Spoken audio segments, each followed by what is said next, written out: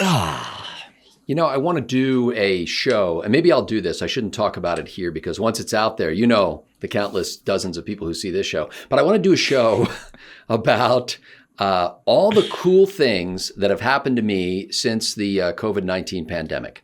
And I know it's probably too soon, and that sounds really insensitive, but You've run out of razor blades, apparently. I have had. Now there's a reasonable explanation for that. And let me say it this way. It starts out as a reasonable explanation. It veers left after a little bit. So the reasonable explanation is, and this is one of the things I'd put in my show, that for the first time, Stephanie and I have been promising ourselves for a long time that we were going to go fishing. We live next to a lake. I can see the lake from my living room. Okay. So, but we just haven't gotten around to getting the fishing licenses, getting the gear. We haven't gone fishing since our honeymoon, in which she outfished me viciously in a Colorado river, catching many trout. But in any case, so we finally got around to go fishing on Sunday and had such a great time of it in a gale force wind, catching absolutely nothing, but a nasty sunburn. And so the next day, instead of staying inside and licking our wounds, anyway, instead of staying inside, we decided to go back out again in long sleeve shirts, and this time with like this straw hat. And Stephanie actually cut a T-shirt and made it like a half of a hijab. French Foreign Legion. What is it? Like the French Foreign Legion hats that covered your neck with the cloth there. That sounds better than what I was thinking. Yes. Yeah. Okay.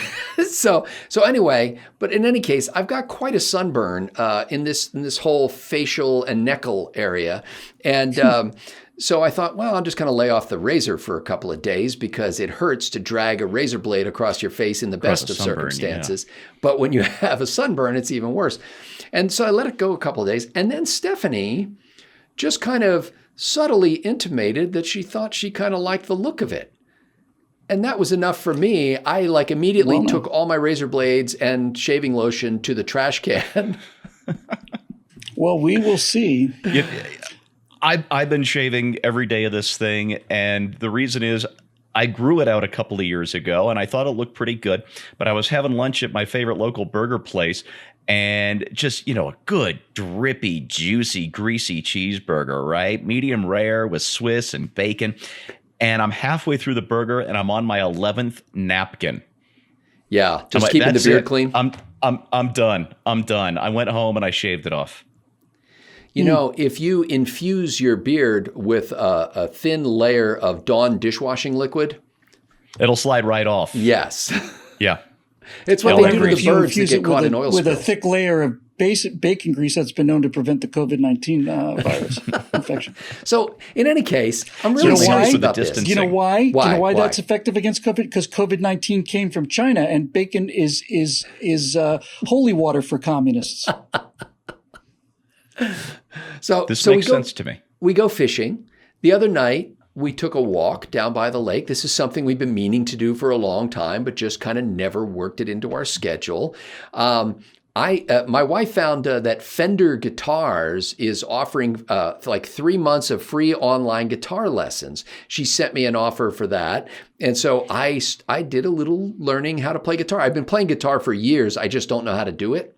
And so, and I'm literally in the first couple of lessons that I run into the other room and I say, honey, do you know what notes are signified by the 6 strings of an acoustic guitar? I didn't. Is the moral of this story, Scott, that this national lockdown order is what finally got you to go outdoors with your wife? Is that the story? That's pretty much it. Finally, what got you to take a walk out in the neighborhood and get outside the house? Now, I don't want to make it sound like I never go outside. The trash man does come once a week, and he does not come up to the house. So you actually have to take the can down to the curb. So I do go outside. That's like Stalingrad. Actually, this morning, I'm sitting in here. I'm in my office, this studio here, and all of a sudden I hear the trash truck, and I'm like, I forgot to take the trash cans to the curb. So I run outside, and the guy is already in front of my house. I'm wearing slippers. The grass is wet. I grab the trash can. I'm running across the lawn, and I decide I would roll down the sidewalk and get out in front of the trash man. And so I actually parked my trash can in front of my neighbor's house so that the trash man would pick it up. And he was not going to slow down for nothing. Like if I happen to get the trash can there in time, fine. If not, no skin off his nose. It's funny that not getting trash out on the street on time caused you to revert to Bernie Sanders. How is that? Running outside in slippers? No, the trash can's not ready. It's not ready on time. And I got to get to the church. I naturally slip into a Larry David impression of Bernie Sanders. Play it back, ladies and gentlemen. Just it's right there on the disc for you. Just roll it back 60 seconds to see exactly what I mean. I was worried that during this shut-in time that I'd just sit around snacking all day and drinking too much and gaining weight. And as it turns out, I've been snacking all day, drinking too much, and losing weight. I'm trying to figure out how the hell this is happening to me. I'm not actually complaining, mind you. I think you have a large parasitic worm. It could be. I don't understand the math. So anyway, but the upshot of it is, I literally sat down on the first day because my store where I work, my other full-time job, shut down for at least 2 weeks. And I sat down on the first day with my little gizmo tablet and I wrote out a list of things that I would do if I had time to do things. And now I have time to do things. And so I guess like I'm happy as a clam and I'm mildly sick, but I don't think I have anything that would garner headlines in the local paper. But I don't think I've ever enjoyed my time here so much as these last few days when I've been able to take on things that I've only dreamed of doing before. Lovely. Oh, only since I know you love these things, Scotty, you were talking about the tapeworm there. Mark Twain said that the ability to describe yourself as we should be limited to newspaper publishers, royalty, and people with tapeworms. What was it? Was it my grandfather that used to say that if you said "we" when it clearly meant you, and you were trying to like spread the blame around or whatever, he would go, "What do you have, a mouse in your pocket?" There you go. Oh, yeah. That goes alongside my favorite one. This came up, I think, really big in the 80s. Government officials saying mistakes were made. But not by us. Not I made a mistake or my department made a mistake, right. But mistakes were made. Mistakes were made. It's amazing how much you can get away with in the passive voice. Yes. So, Stephen Green, while you have a mouthful of whatever is in that cup with that bizarre water, unfortunately, although I was given serious thought to a Bloody Mary. So, Steve, ideas were pitched. Steve, yes. Program ideas were pitched. So you want me to tell you what my topics are? Yeah, Steve allegedly has 2 of them this week, and I know that that second one involved a great deal of thought and just to come up with something new, something exciting, something sassy, something lightning roundy. If all the stories are about COVID-19, you could call it the Lysol round. Well, I could, except I'm trying to avoid as much COVID-19 as I can. Hooray! And let me take a look. I'm not actually going to tell you what any of the things are, but only 2 of the stories are about COVID-19, and none of them are about the bad stuff. Well, how about and you that? really, in the news, if you scan through your average news reader, and I have a number of these different news feed readers, there are 2 news stories right now. Number 1 is the COVID-19 pandemic. Number 2 is Joe Exotic, the Tiger King. I've got to start watching that show. No, you don't. You just don't. Yeah, I do. Yeah, I'm gonna. There's no reason for you to have to do that. I saw the guy in person. I met him. I stood there while they were videoing the guy at his facility, his rather weird and wonderful zoo, which he no longer runs because he's in prison. But I was there, and yet I have resisted the urge to watch this show. Well, hang on. Before I make up my mind 100% either way, let me ask you one question. Yes. In person, because it certainly looks this way on video, but in person, is his mullet as magnificent as it seems? It's every bit. I think that then I'm going to have to watch the show. Television adds 10 centimeters to your mullet, but in this case, get out of here with that French crap. At his zoo experience, I forget what they call it, but he was there. And two of the three things stick out. Number one, the giant bone of a horse leg that was just lying about in one of the tiger cages. Number two, the fact that you could feed a giraffe with a carrot out of your mouth. That can't be good for spreading disease. Or maybe it is excellent for spreading disease. And number three, and actually the only really cool thing is, we got to hold little baby tigers. Oh. So there was a little petting zoo, and my kids were younger, and we got to hold these tigers. So that was kind of I love the big cats. I love them. Can't even explain why. There's just something so impressive about an animal that big and that deadly and that elegant. Yeah, I think you should leave your love of the big cats where it is and not sully it by watching this Netflix series. I'm all about getting sullied. Topics were picked, but not by us. Not by us. No. We had nothing to do with it. But I need to tell you what the actual not lightning round show is. Yes.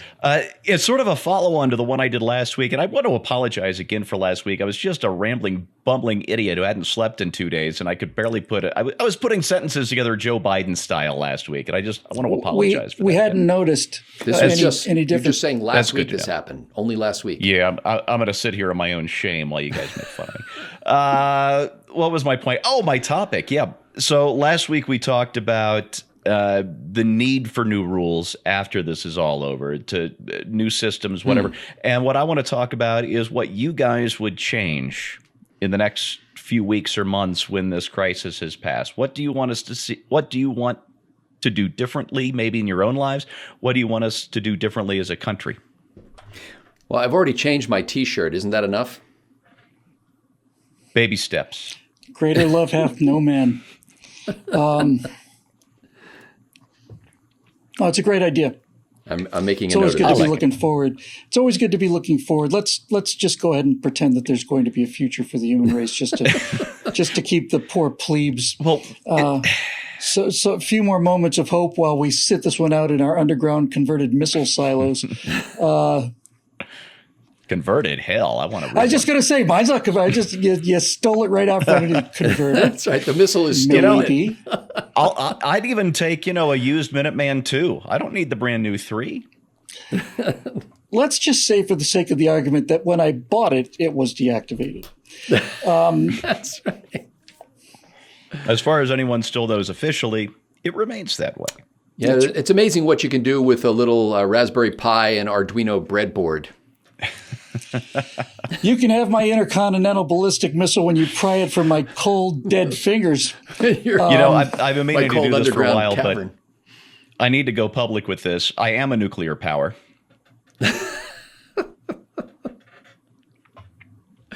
His superpower is nukes. This cable sucks. Okay, so we got Steve. Bill, would you like to weigh in? And not that you have anything left over to give. My goodness, the guy's been doing like a 6-hour special show on the coronavirus every night. It's been crazy a lot. Is he still there? Was that for me? I'm suffering from cable suckage. Yes, I was just saying it would be reasonable for us to assume that you'd exhausted the whole panoply of possible news stories because of the lengthy effort that you've been giving on a daily basis to the Coronasphere Lounge. Thank you. I got the second half of that. But I am. Is it breaking up? Cable suckage no, it's better now. Okay. If I hold the thing at a 29.5-degree angle to the jack, I can hear you very well. Talk into the machine. Right. Talk into the machine. Speak into the machine. I'm sorry, what was the first part of that? Do I have time for a topic given all the Coronasphere Lounge stuff? Yes. I figured that you would be exhausted and given yourself wholly to your masseuse. Oh,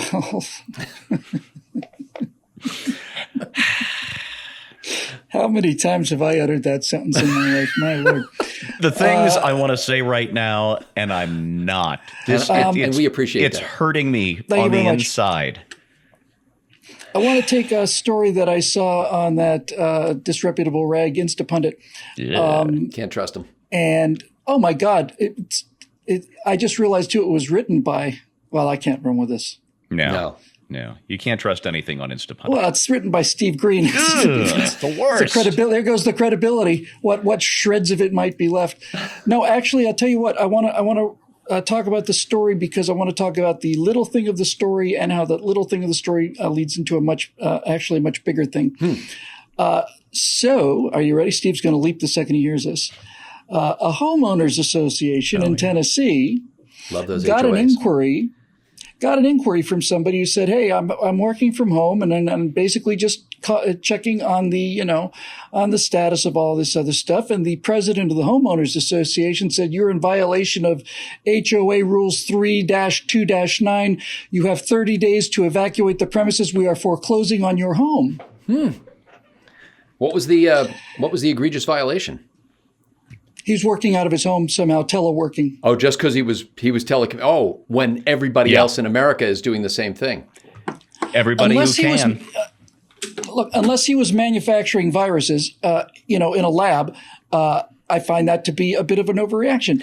And the reason I want to cover this story is threefold. First of all, HOAs are America's communism, That's right. endured by all. In fairness, the guy was running a pig iron smelting operation out of his house. I'm going to just make sure he wasn't, but I don't think he was. Number two, this needs a lot of attention because this guy who issued this order needs to be brushed back from the plate of totalitarian fascism a little bit. But more importantly, I think it's important to highlight what we talked about in one of the Chronosphere Lounge episodes, and that was the episode that you gave the name the Yellow Flag Economy to, Scott. The idea that the U.S. economy is in a yellow flag state now, which means not only is it going slower, but more importantly, no one's allowed to pass. So I just want to develop this idea for people's peace of mind. Everybody is probably their primary concern, maybe aside from putting food on the table, is being evicted from their house, being evicted from where they live, being literally turned out into the street. That's the great, first world fear. Yeah. And the reason I want to talk about this is that prior to this virus, if you weren't paying your rent, the apartment owner, the bank, or if a commercial business wasn't paying their rent, would have incentive to evict you and replace you with somebody who could pay the rent. That's their business they're in, is making money off of their properties. But there's nobody behind you in this economy. There's nobody waiting to move into an office that you can't pay rent on. The same goes for an apartment. If the shutdown has caused you so much loss of income that you can't pay your rent, there's no chance of being evicted, and it's not really based on somebody's goodwill. It's like there's nobody who can pay the bill, number one. And number two, it's not that you couldn't pay the bill in the first place. We're going to have to deal very quickly with this whole rent issue now as we start to move into, approaching a month of this lockdown. Well, in Texas, there's a 1 month hiatus on evictions as well. It's going to be a lot longer than that. And I think there should not only be a hiatus on evictions, I think that it should not touch your credit score in any way. You can be the kind of person who's running your life in an ordered fashion and disciplined fashion. You're doing everything the right way. You're paying your taxes, and you've built up a respectable credit score. And now somebody tells you under color of law, you cannot go to work. And since you're not allowed to go to work, you're not getting a paycheck. And so you're not getting a paycheck, you're not able to make a mortgage payment or a car payment. That's not your fault. That shouldn't show up on your credit report. It may seem like a trivial thing, but we're now at the point now where we can start talking about things that may have seemed trivial a week ago when the full shock of this thing was coming down on our heads. Now we have to start thinking about the consequences of some of this stuff, and some kind of I don't know. I almost called it a rent holiday, but I just despise that term. It sounds like something out of the New Deal. Yeah, or something British, something naughty, something with naughty bits. I'm intrigued. But seriously, we're going to have to really start talking about this thing and how we're going to deal with it, because everybody's going to be. We're going to see. Have you seen the chart of the unemployment thing over the years? It's like, and here's the Great Depression, and here's the recession of 2008, and it's shocking. It's like the margin on the graphic. So we're going to have to start thinking about And they're not what we counting can everybody. do- Like they're not counting me. I'm off for at least 2 weeks, possibly longer, but my employer has chosen to continue to pay people for 2 weeks. So I don't count as unemployed, even though I'm not going to work. Well, this is also, I think, something that needs to be discussed here. I don't want to say all businesses because everything's a little different, but most large businesses have got the pockets to ride this thing out. And if they have to, sell stock at a reduced rate or whatever, they got the pockets to ride this out. But smaller businesses don't.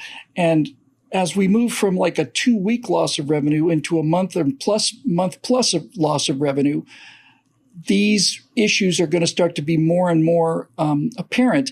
And it seems to me that as a society and as an economy, we'd all better start thinking about this, and we'd better start doing, and by and large, almost to every single example I've seen so far, we have been doing the precise opposite of what this loser down in the homeowners association, has said. You violated the law, blah, blah, blah, and now you're going to be evicted from your house because you're working from home because there's a pandemic that is ravaging the world. This kind of nonsense, I think, is over, and it'd be nice if it stayed over after the pandemic passes. But we do need to start having a conversation because like I said, there's no financial reason to evict somebody from their house. What are they going to do? They're going to rent it to somebody? They can't even come out to view the property, for God's sakes. They're not even allowed to move into the house. Where are you going to evict them to? Precisely. There's no reason to do it. I have a daughter who's a real estate agent, and she said they're not allowed to do showings now. Yeah. Okay, so they should. So something is going to have to happen. One of the first things that I heard about this was some major banks were making an announcement. I'm talking about 2 days into the national, flatten the curve self-isolation thing, where they were saying, look, if we have to readjust rates for a while, we'll do that. If we have to suspend payments for a while, we'll do that too. And that's what I expect the bigger fish to be able to do is whatever losses have to be eaten, they're going to have to eat them because they can, not because they deserve to. I'm not saying that they're the villains. I'm just saying they can. There is no economic reason, let alone no moral reason, for people to be thrown out of their houses. And I think somebody needs to be out there saying this pretty plainly, that it's just simply, it's just not going to happen. And I don't think there are going to be long-term consequences for it in terms of credit score hits and so on, because again, there's no incentive for it. But what you want is if you could put everything in a state of suspended animation. I think also, Scotty, I'm giving you much more credit than you deserve, obviously. But I think you said that basically, we're in a state of suspended animation. A medically induced coma is the term that I think you might have used. Government-induced coma. Okay, so if we're going to recover from that coma, then we want things to be as close to the way they were when we went in as, when we come out. We'd like to be able to think, okay, so I ended up not paying 2 months of rent, and what would you like me to do about that? And we just restart the clock and get on with it. I'm sure there are many fine economic reasons why that's utter nonsense, but at the same time, it's a genuine societal issue that everybody's going to have to talk about. I think it's amazing how quickly we have become judgmental about people's in power who failed to anticipate things that nobody could have anticipated. I was just, as you were saying that, it made me think, it's like all the people who are being real hard on either their governor or the Trump administration saying, you didn't have an extra 1 million ventilators sitting in a warehouse somewhere, not being used for untold periods of years, just in case something happened that you would need a bunch of ventilators. Yeah. And you didn't have 9 times your morgue capacity fully staffed on a moment's notice to take care of bodies that may or may not appear someday. It's been nuts. And what if it were a different kind of virus that wasn't a respiratory thing? What if it were a cardiac thing? Or well, it's just like, how are you supposed to anticipate every awful thing that could happen within the biosphere and then stockpile enough resources in reserve, which would not be used for untold numbers of years, and you'd have to constantly throw away as new technology developed? Well, with all of that said, after Pearl Harbor, we didn't get caught with Pearl Harbor. And after 9/11, we didn't get caught with terrorism. And after this, we're always good at defending against the most recent attack. Fighting the last war. Yes. Exactly. Yeah. But just to give you an idea of how much we've learned as a society, and this is a relatively mild pandemic as far as the possibilities go. Just think about if society right now at this moment, knowing everything we've known, having been through the crisis to this point, what if we could say, okay, we're not going to go back in time, but we are going to start the virus from zero. In other words, all the infections and deaths are going to disappear. And we're going to start it with one patient in Wuhan, click. What would we do differently? Well, shoot that guy and bury him quick. Yeah. You're damn right. But the thing is, would China do anything differently? Would the communist government do anything differently? My point is, even if they didn't, we would have shut down trade from China immediately, instantly. We would have had anybody coming into the country with or who had any recent history there. We would have had them tested. We would have had them tracked, and very likely we could have contained this. We certainly would have done better than we've done now. But again, I'm with Scott on this one. You don't know what you don't know until you know it. Had Trump done all this to begin with, he would have been accused of overreacting and acting like a dictator and all the rest. Now he's being accused with 2020 hindsight of underreacting. But in effect, what he did was react, usually in the right way, with the best information he had at the time. It's not perfect, but it was better than it could have been, worse than perhaps it should have been. But again, when you're acting in the moment with the best information you have, which is always incomplete, and the stuff coming out of China is nothing but lies, you do the best you can. That's where we are. Fog of war, baby. And let me just say, on behalf of our listeners who are using earbuds or headphones, Bill Whittle, put that plastic cap down. This one? That one. Can you hear that, really? You really hear that? Yeah. Yes. I find that so hard to believe. I'll throw them away. And right now, I just have this little earbud in. But when I post these videos up to YouTube, I'm wearing headphones so I don't wake my wife. And that, I get high fidelity plastic cup fiddling or plastic cap fiddling. I'll just put them in a bucket and ditch them in the ocean. Sorry. Stereo. Are you even allowed to have plastic caps in California? Don't they need to be paper? I can neither confirm nor deny the existence of plastic in my California studio. Smart. So I guess I have to do a topic as well. And against my better judgment, what I'd like to pick up is a story that was I found in Gothamist, like the city Gotham, the imaginary city Gothamist. And this is a big expose of the fact that the ministry organization Samaritan's Purse, which is run by Franklin Graham, son of Billy Graham, the late Billy Graham, the Samaritan's Purse has set up a 68-bed respiratory unit in Central Park. So they came in and they set up tents and this whole medical operation to take some of the burden off of, I believe it was Mount Sinai Hospital. It's an overflow patient treatment facility for Mount Sinai Hospital. And of course, this is bad news. And why is it bad news? Because Samaritan's Purse is a Christian organization. And this Christian organization, when they hire people, ask you to sign a statement of faith. Among the things in the statement of faith are things that the Bible says and biblical views of things like, human sexuality. And so now this is some horrible thing. And there was a guy in in the comments on the Gothamist that said, shut it down, confiscate their equipment, and have the city run the hospital. And I just that's New York for you, baby. That's right. The only state that did not sign the Declaration of Independence, it strikes again. So can we give them back to the Brits? It's a fascinating situation because on the one hand, you say, well, gee, isn't it nice that this ministry organization is serving as an overflow relief valve for Mount Sinai Hospital? Do we then put requirements on them and say, look, you're going to have to abide by the most liberal regulations available in the city of New York in order for you to run this? You're going to have to hire people who disagree with and live in contrariety to your statement of faith. That is the fundamental reason why you exist. They're even in the article, they criticize Samaritan's Purse because they do this project every year called Christmas Child, where they have people in local churches that will box up Christmas presents in like little shoebox kind of things and send them to children in other countries, primarily Muslim countries. And the evil, of course, of this is that they only do this because they want those people to hear about Jesus. You know, when I hear stories like this, the confiscate their stuff part was the part that really, that was, throw them out of town. But keep, I know, I understand it's just a comment. It's a comment, but throw them out of town, but keep the stuff they brought to save us. When I hear that kind of thing, I just kind of want to say, if I'm Franklin Graham, I'm just kind of, you know what? Absolutely. Absolutely. We'll leave. You can have the respirators and the tents and the beds and everything. We're on our way. And just as he gets off of Manhattan, he should just turn to somebody and say, blow all the bridges and be sure to barricade the tunnels. And there you go. And it's Escape from New York, man.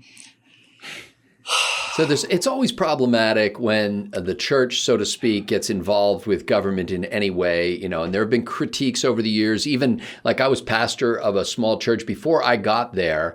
One of the things that little church did, it was in a very poor neighborhood, and they actually rented out the basement to the Head Start program. And so poor kids were coming into the basement during the course of the week. And as a compromise or whatever you want to call it for that, we kept the basement clear of posters and symbols and scriptures and stuff like that. We didn't have signs hanging up all over the basement because it was being rented by this government-run agency as an accommodation to them. We did. Now on Sunday, we hung up all that stuff again. We put Bible verses all over the place, and the kids came in for Sunday school. Many of the same kids probably, but I can understand that it gets tricky. On the other hand, the assumption among some that Samaritan's Purse would discriminate in their hiring, I think that's not an unreasonable assumption, but in their treatment, not a chance. Not a chance. They're going to treat everybody. Yeah, and where is this interference with the government? They're not interfering with the government. They're there to help people. And if you want to go down to the state-run hospitals and be turned away and not have any ventilators, that's your choice, certainly. Or you can come to this group of people who, out of the kindness of their heart, have donated their time and money and made an attempt to save your life. The kind of comment that guy made is the kind of comment people make at cocktail parties. But this is not the kind of comment they make when they're choking for breath in their apartment. All of a sudden, the liberals all of a sudden start to find, do you have a gun I could maybe borrow for these times? And all of the stuff that they claim to believe just evaporates as soon as it's no longer convenient and easy. I don't know if Glenn Reynolds coined this phrase, but he sure helped popularize it, and it's so appropriate right now. This idea of luxury beliefs. That's a great term. I love that term. It's stuff that's fine to believe in when you live in a first world country at the very top of the food chain in the pecking order. But as soon as the stuff hits the fan, you've got to cast that crap aside and get down to the stuff that really counts. And when somebody shows up with ventilators and hospital beds and trained doctors and nurses, you sit down and say, thanks for pitching in, and otherwise shut up. This is the description in The Gothamist of this organization. Samaritan's Purse, which holds a reported $650 million in net assets, has a lengthy history of using disaster aid to spread their agenda. Now, actually, anybody who knows anything about Samaritan's Purse knows that among a very small handful of organizations, in many cases Christian organizations, Samaritan's Purse tends to be first on the scene when there's a tornado, when there's a hurricane, when there's some sort of an earthquake or a natural disaster in the United States or elsewhere. They remind me of the, I forget exactly what the title of it is, but Southern Baptists have this Southern Baptist Disaster Relief Agency, and it's unbelievable. Like I saw them operate after the Oklahoma City Federal Building bombing, and within hours. They had this full operation set up to be able to take care of the first responders and the other people who had to be in that area to work on the rescue operation and then the recovery operation. These, you look at that and you go, well, because they're doing this and because they are doing it at the behest of the city, are getting paid, they're getting funding to operate this. Therefore, they must adhere to all of the government's restrictions on how they operate, including hiring people who would virulently disagree with their core message.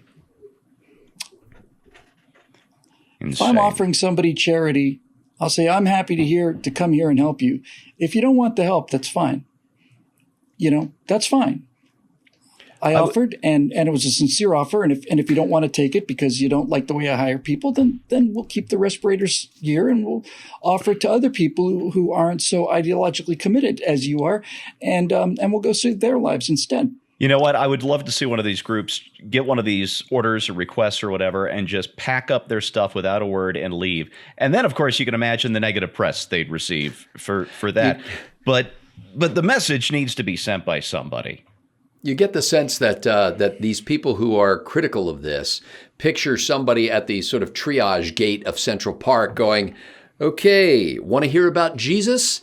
Yes. Ventilator. Want to hear about Jesus? No. That way. No ventilator. Into the mass pits.